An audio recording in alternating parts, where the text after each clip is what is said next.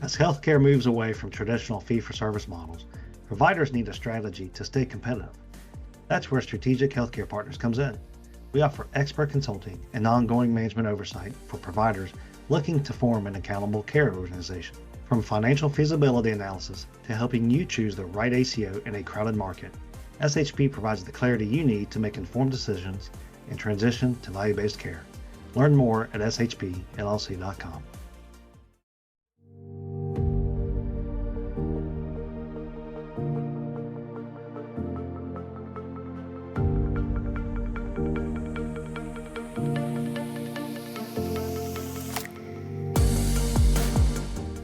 Welcome to Beyond the Stethoscope, Vital Conversations with SHP. I'm your host, Jason Crosby. Today, I'm joined with SHP Principal Mike Scribner as we wrap up our interview with our guest, Damien Scott. If you recall, Damien is the CEO of Emmanuel Medical Center in Swainsboro, Georgia. In today's conversation, we talk about not only has healthcare changed because of COVID, but the culture around healthcare has rapidly changed as well. Are you ready for this vital conversation? You had spoken earlier about one of the other threats to rural hospitals can be an aging physician population. Can you speak to kind of your situation and kind of what you're doing to mitigate any risk around that? I've heard several employees, like leaders, managers, say that one of the challenges they have is the generational difference between their older employees and their younger employees.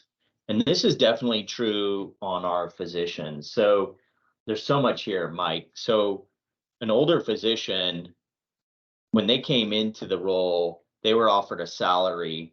And that salary, by the way, included call. And it also included going and checking on your patients in the hospital. So it used to be a primary care would get calls through the night. They'd get up in the morning. They'd go talk around on their patients. They'd go to the clinic. They'd see patients all day. They'd go by the hospital at night, and then they'd get calls all night. Well, today's physician that's coming out, the modern physician, they don't want that. They would like to have some more work-life balance, and I don't blame them. I mean, I wouldn't want to do that in my life as well.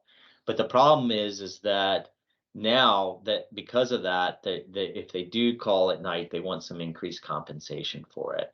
We also have specialized. So now you have outpatient primary care and you have a hospitalist. So now you're paying two physicians for what we used to pay one. And they don't want to work the 24/7. They want to have a day person and a night person. So as a result, what's happened is that we have the older physicians feel like, well, these younger ones, they can't cut it. And the younger ones are like, I don't want to do that. And the CEOs are like, how am I going to pay for this? Because now everything's costing so much more. So although I understand what the younger physicians are wanting, I don't want to work 24/7. It does come with an increased cost. And then also too, we're seeing this in all kinds of positions within healthcare, but it's costing 30 to 40% more now to hire a physician. And that's a problem. That's a real problem. And I feel like the state's trying to do some things to help it. I'm a big fan of Mercer Medical School. I'm a big fan of the program that they're putting in place that's directing people into rural areas after they finish. I think that's going to be a real big help. MCG is doing the same thing. Both of those are great programs that will make it easier to recruit physicians back to a rural area. But it doesn't matter if it's easy if we can't afford it. And I've learned a little bit about the PA and Nurse Practitioner Practice Acts in Georgia. Just do a quick Google and you'll find that we're some of the most strict practice acts. Whereas like states like Washington and New Mexico are probably some of the most liberal practice acts. And the reason why, especially New Mexico did that, is because they wanted to put nurse practitioners in a rural area so that there could be access to healthcare. And I think the state needs to really look at what do we need to change within the practice acts to make it so that nurse practitioners, especially in a rural area, could have a little bit more autonomy. So that there is access to care. And I can hear the physicians right now, well, that's not good care. It's got to have a physician involvement. And I agree with you. But having no provider I mean, having a nurse practitioner in there is certainly far superior to having no provider if you can't afford the physician. So I think there's got to be a solution that is made where we have a little bit more autonomy for nurse practitioners and PAs. Damien, keep going down that path, if you will. So you touched on it a little bit on the mid-level side. As you talk to other hospital CEOs, or really in the industry, that is, post a COVID world, what other staff, challenges have you been facing, and what other maybe creative solutions or other culture type initiatives would you say has helped with those sort of staffing challenges in this post-COVID world? We're talking about physicians, but the salary pressures on every position have definitely been there. We made a decision early on that ended up paying off for us. And I'm probably going to step on some toes here, but we decided to not utilize travel agency. And we did everything in our power. The problem is once you start using travel agency, you can't stop. It's very hard to stop. And it creates an environment, I think, where you've got your local skilled population is irritable because they know you're paying that person sitting next to them who's not totally engaged with the organization. You're paying them a lot more. We tried really hard to not do that. And then how did we accomplish that? We decided, well, we will do some one-time and short-term things, and we defined it early on very clearly because it's really easy for this stuff to get out of hand. Hey, we're going to pay you this amount, and we're going to pay you this instead of using travelers, and we can't do this forever. So, we understand human nature is to get used to that and not want to give it up, but this is just a short term. We can't afford it forever, but we can afford it for a little bit. And so we were able to go through COVID and in a post-COVID world where we didn't really rely on travel agency for any of our positions. The other thing, and we didn't really have any control over this, Jason, but we're very fortunate. Right across the street from me is Southeastern Tech, and Southeastern Tech has a nursing program, and I have all of their students. Actually, they have a lab tech, nursing tech, and I have all of their students in my building almost every day. The president told me, Larry Calhoun told me yesterday, he said they place 100% of their graduates. But you know what the problem is? Not enough people go to tech school. Not enough in the feeder system there. You know what? You can have a really great job. Go over there. In 2 years, you can be a lab tech. That is a great job. If you're a sciencey kind of person, like looking in microscopes, running machines, you can have a really great job. And that's just the floor. Nursing, lab tech, MA on the physician practice side, those are good open ways to get your foot in the door in the hospital. And we started offering scholarships to our employees. We do 5 to 8 a semester, and we left it wide open. I thought this was going to be a good idea, leave it wide open so that, maybe even in the engineering department, somebody wants to get a plumbing certificate or something. So we left it wide open, but we left it so open that nobody applied. So we had to go back and say, okay, look, these are the things that we're looking for. If this interests you to go back to school, we'll give you a scholarship. That I think has helped in terms of retention. Because it helps the employees see, look, okay, the hospital really values me. They want to see me grow in my career. And we've had, coding. We've had people apply for coding certificates. We've provided scholarships for that as well. So we've touched a lot on culture, staffing, some on the clinician side. Of right field here, payer involvement in the environment and the payer landscape continues to just evolve. It's evolved throughout COVID, post-COVID. How does that sort of impact your thinking now, but also thinking forward as you take EMC to that next level? How would you say that landscape has affected your thinking strategically? One, you have to know your payers. I feel like I have the job. I am the spokesman for Emmanuel Medical Center. And when you take that role really seriously, then that means you're getting in there and telling your payers your story. And this is where our partnership has come in really, I think, very valuable. You guys helped me provide some technical data, but I'm the one in there rolling up my sleeves and telling them, hey, this is not fair, and this is why it's not fair. And you know, in our case, look, you're saying you value quality, and we're a 5-star hospital, but you're not compensating me in a way that is fair. And so I think that in terms of the payer relationships, you've got to be the one to say that story. But also you have to be, I think, have a relationship with them as much as you're able to as well.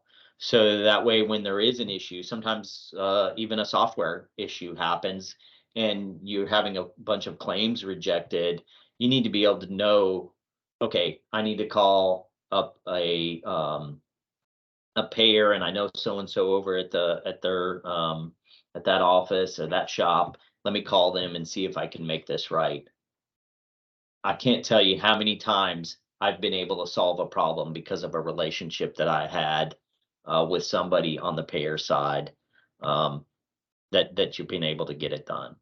And so I think, you know, one is go out and tell your story. Another is have relationships with them, and recognize too that they're, you know, a lot of times they're trying to meet their company's objectives and goals, and sometimes that aligns with ours, and when we can align, great, and when we differ, we just have to get in and negotiate on that. All of the payers right now are talking about quality, and so as I mentioned earlier, you know, that's a good way to start a conversation with them, because if they're saying, hey, they want quality for their members and I want quality for my community, well, how can we come together where they win and we win?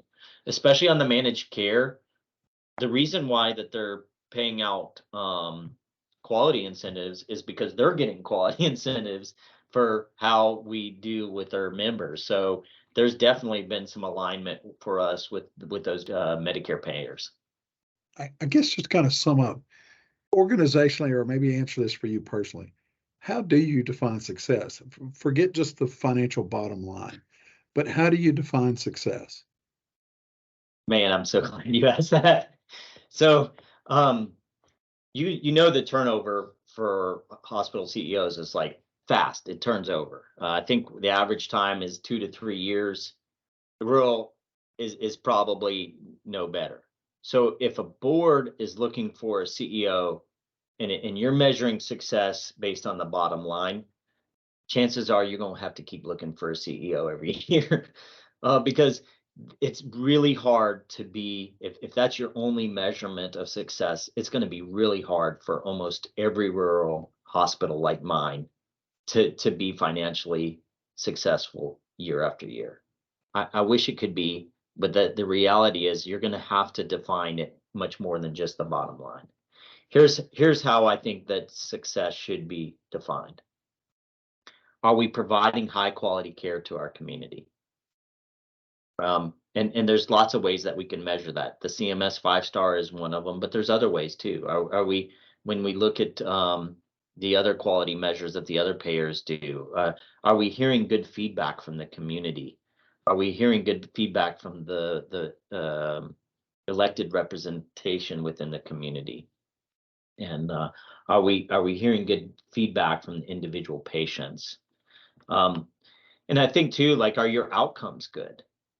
You know, so sepsis is a good one. You know, are you actually saving lives when you treat people with sepsis? Are you getting people who show up to your ER with chest pain? Are you getting them to a cath lab in a timely manner? And so I think that's one way that you can measure success. Another is, Mike, is am I providing good jobs for this community? Am I providing good care for this community? Am I providing good jobs for this community? And then another one is, am I providing services that this community wouldn't have otherwise? So one that we subsidize heavily is, you know, that we closed our labor and delivery in 2015. Since then, I've aspired to have outpatient OBGYN services. I had it 1 day a week for several years, then I got to 2 days a week, and then gradually now, starting this year, we're 5 days a week. I can offer that service. How did we do that? We grew our own nurse practitioner. So one of those ladies that had worked, Denise Peebles, that had worked in the labor and delivery, she just kept going to school until she's a nurse practitioner. And so now we can offer that 5 days a week. And the reason I say that's a measurement of success is that we are now being able to provide a service to a community that's a high need and high value. And we're being able to do that. And it comes at a cost. But it is one that is of great value. And I think the last one is that how do you define value is that we're still here. I mean, if you're still survived, then you're doing something right. And I think unfortunately boards typically are made up. I've got a really great balanced board, but when you have a board that's really super focused on just the financial aspect of it, everybody's going to be frustrated. It's important, absolutely important. We've got to address it, but it can't be the only thing we address. Yeah. I could talk about that for a long time, I know. but it's so true because you just look around the state. You've seen it for the last 10 years. If you got a guy who can't have a winning program in a year and he's gone, well, too bad, because guess what's going to happen? You're going to hire the next person. They're not going to have a winning program either, because it's really hard to win financially when you have a payer mix like what Emmanuel has. Can it be done? Yeah, we've figured out some years, some months, we've figured out how to do it. But then you got to go back. Also, part of winning's got to be, hey, I'm going to go out and lobby for this subsidy or this better payer rate, or I'm going to go out, as we talked about on a previous call, I'm going to go out and try to convince those people who are leaving my community that I have the best possible care locally. So please stay put. Yeah, and I know a lot of examples of administrators who can do the 2-year flip. It's an entirely different game to be there for 9 years and be able to kind of sustain that. Yes, it's up, down, and financially, but there's a lot of turnaround artists, different skill set entirely for it to be sustainable. Well, I tried to mention this before, but I've got some really, really great people around me, and I try to think. Sometimes when you've been at a place for 9 years, you have these thoughts like, well, have I done anything? There's a handful of things that I'm super proud of. Probably the biggest of which is I have a team that I genuinely believe that if something were to happen to me, they would be able to take it and run with it. I feel really good about that. And another, and this may sound so corny, but our building was built in 1952. We put the first replacement roof on it a year and a half ago, and that just buys whoever follows me at least some time, that they not have to worry about the roof. And our debt right now is really low. If you look at, like, if in an MBA class, that would really concern people, because they think, oh, you got to leverage and do all that kind of stuff. But I think in a rural hospital, it's different. As much as possible, you want to try to avoid it, because you really don't know what the next month, next year holds. Unless there's an absolutely clear ROI on what you're borrowing, I just think it's a dangerous move. Damien, that's some great insight, great input. It's been a fantastic interview. Really appreciate all the specifics and background information you've given us. There's no question we need to have you back again and have another session where we can pick your brain, and appreciate all the success that you've had with the facility, and applaud you and the community there. Sounds like a great team, and we really thank you for your time. Well, thank you guys. I appreciate it. I probably over talked on some of those, but you kind of pull the string and I'm gonna go. So